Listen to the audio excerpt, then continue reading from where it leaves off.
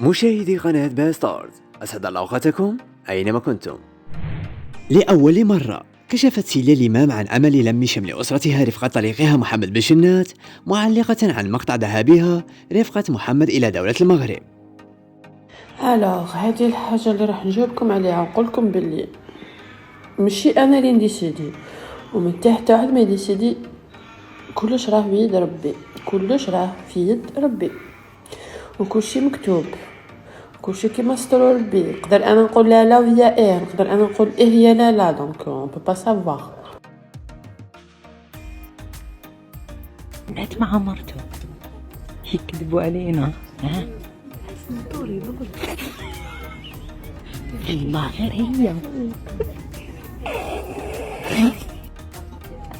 أو بين جنات مع مرته يكذبوا علينا، ها